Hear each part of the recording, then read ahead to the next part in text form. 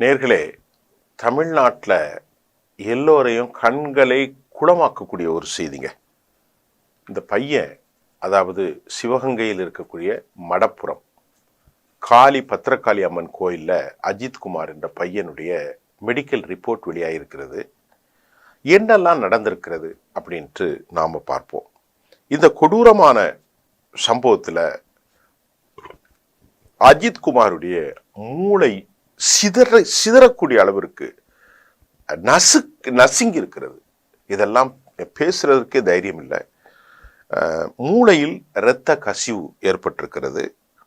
50க்கும் மேற்பட்ட வெளிப்புற உட்காயங்கள், பயங்கரமான காயங்கள், சதை பிண்டமாகி இருக்கிறது, நரம்பு மண்டலம் உடைந்திருக்கிறது.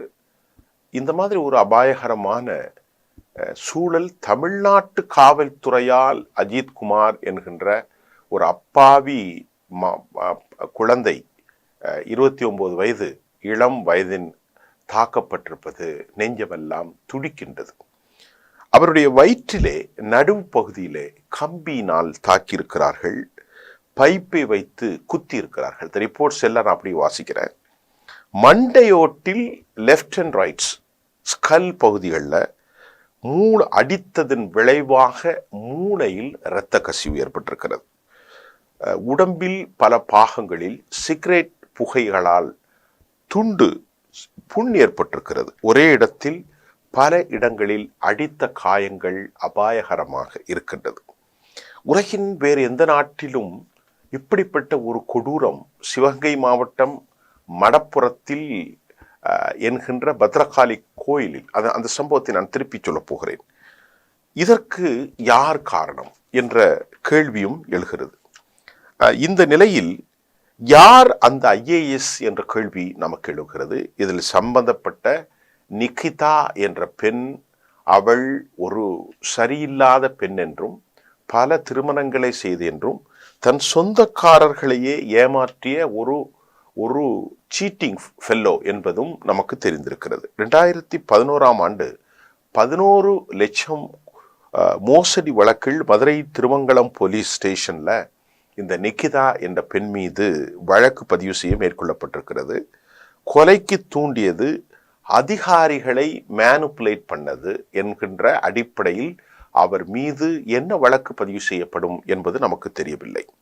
பலரிடம் அரசு வேலை வாங்கி தருவதாக மோசடி செய்திருக்கிறாள் இவள். அது மட்டுமல்ல, இவளுடைய தந்தை ஒரு துணை கலெக்டராக இருந்த அடிப்படையில் ஏற்கனவே யாரிடத்தில், டெல்லியில் இருந்த அதிகாரிகளிடத்தில் பேசி தமிழ்நாட்டில் சொல்லி, அதற்கு பிறகு மாவட்ட சூப்பரண்ட் ஆஃப் போலீஸ், DSP இவர்கள் இல்லாமல் இன்ஸ்பெக்டரோ அல்லது அந்த துணை காவல் நிலையத்தில் அடித்திருக்க மாட்டார்கள். யார் மூலமாக இந்த பெண் இவ்வளவு பெரும் அழுத்தத்தை கொடுத்தார் என்ற கேள்வி நமக்கு எழுகிறது. அது மட்டுமல்லாமல் சாட்சியான சக்தீஸ்வரனை மிரட்டுவது யார்? இதுக்கு ஒரு டெட்டரன்ஸ், பாதுகாப்பு தடுப்பு நடவடிக்கைகள் எடுக்கப்படவில்லையா? ஒரு சாட்சியை மிரட்டினால் அவன்தான் பார்த்திருக்கிறான், என் உயிர் போனாலும் பரவாயில்லை என்பதை சக்தீஸ்வரன் சொல்லியிருக்கிற போது, சக்தீஸ்வரன் மிரட்டப்பட்டிருப்பது, இதன் பின்னணி தகவல்கள் குறித்து பல சந்தேகங்களை நமக்கு எழுகிறது. கடைசி வரைக்கும் FIR பதிவு செய்யப்படவில்லை. கடைசியில் பதிவு என்றது வேறு. FIR பதிவு செய்யப்படாமல் ஒரு சந்தேகத்துக்குரிய ஒரு பேர் வழி ஒரு பையனை கோவிலுக்கு இருக்கக்கூடிய அந்த மடப்புறத்தில் கோசாலையில் வைத்து அடித்திருக்கிறார்கள் என்பது பல சந்தேகத்தை ஏற்படுத்தி இருக்கிறது. டைம்ஸ் ஆஃப் இந்தியாவினுடைய தலைமைச் செய்தியில் custodial death, I didn't steal, where Ajith last word to mum, அவங்க அம்மாட்ட நான் கடைசியில் எடுக்கலை அப்படின்னு சொல்லி இருக்கிறதாக தலைப்பு செய்தி வந்திருக்கிறது. உண்மையிலேயே அந்த பெண் அவளுடைய வாழ்க்கையில் அவள் நல்ல பெண் இல்லை. அவளுடைய திருமண வாழ்க்கை, பொது வாழ்க்கை, குடும்ப வாழ்க்கை எல்லாவற்றிலும் நிகிதா பெரிய மோசடியான ஒரு பெண்ணாக இருக்கிறாள். ஆக இவள் அந்த காரை நிறுத்தும் போது ஏதோ பேரம் நடந்ததாகவும் 500 ரூபாய் கேட்டு 100 ரூபாய் கொடுக்க முயன்ற போது அதற்குள் ஏற்பட்ட அந்த சிறிய தகராறு தான் இவனை அவள் பழிவாங்குவதற்கு தன் அதிகாரத்தை பயன்படுத்தி இருக்கிறாளோ என்று நம்புவதற்கு அதிக வாய்ப்புகள் இருப்பதாகவும் ஊடகவியலாளர்கள் பேசிக்கொள்கிறார்கள். அது மட்டுமல்லாமல் சென்னை உயர்நீதிமன்றத்தினுடைய வேல்முருகன் பெரும் கண்டனத்தை தெரிவித்திருக்கிறார். என்ன கண்டனம்? திராவிட முன்னேற்ற கழக அரசு இது நடந்து கொண்ட முறை, காவல்துறை நடந்து கொண்ட முறையை மிக கடூரமாக கவர்ந்து சென்றிருக்கிறார். அரசு காவல்துறைக்கு ஆதரவு கொடுக்கிறதா என்ற கேள்வியும் அவர் எழுப்பியிருக்கிறார். போலீஸை பணி நீக்கம் செய்ய வேண்டும், இடமாற்றம் செய்வதால் என்ன தீர்வு என்ற கேள்வியும் வந்திருக்கிறது. இந்த நிகிதா சம்பவத்தில் IAS IPS அரசியல் புள்ளிகளுக்கான தொடர்பு இருக்கதா என்ற கேள்வியும் நமக்கு எழுகின்றது. இவள் படித்த பெண் நிகிதா ஒரு ஹெட் ஆஃப் தி டிபார்ட்மெண்ட்டாக பயாலஜி டிபார்ட்மெண்ட்ல அரசு கல்லூரியில் இருப்பதாகவும், இவள் இல்ட்ரீட் பண்ணுறது, மாணவிகளை கேவலமாக பேசுவது, சக பேராசிரியர்களை அசிங்கமாக பேசுவது, கல்லூரி முதல்வருடைய செயல் திட்டங்களை, அவருடைய அந்த ரெஸ்ட்ரிக்ஷனை எதுவுமே கண்டு கொள்ளாமல் தானாய் முடிவெடுப்பது என்பது போன்று இவள் மீது பல புகார்கள் இருந்து மாவட்ட கலெக்டர் அவரிடத்திலே மாணவிகள் கொடுத்த கம்ப்ளைண்ட் அடிப்படையில் இவள் மீது போர்ட் ஆஃப் எஜுகேஷன் போர்டுக்கு லெட்டர் எழுதி தகுந்த நடவடிக்கை எடுக்கக்கூடிய விஷயமும் நடந்திருக்கிறது. த எஜுகேஷன் த போர்டு டைரக்ஷன் புகார் குற்றச்சாட்டுகள் உறுதியாகி இருப்பதாகவும் போர்டு டைரக்ஷனுக்கு அனுப்பப்பட்ட முறையில் இதுவரை எந்த ஒரு ஆக்ஷனும் இவள் மீது எடுக்கப்படவில்லை. ஆக இப்படிப்பட்ட ஒரு பெண்ணினால் ஒரு கொடூரமான தாக்குதலை தம்பி அஜித்குமார் இறந்து போய்விட்டார். அவருடைய தாய் எத்தனை 50 கோடி கொடுத்தாலும் அவளுக்கு காலமெல்லாம் தன் பிள்ளை நினைத்த மரணம்தான். தமிழக அரசினுடைய காவல்துறை கொலை காவல்துறையாக மாறியிருக்கிறது.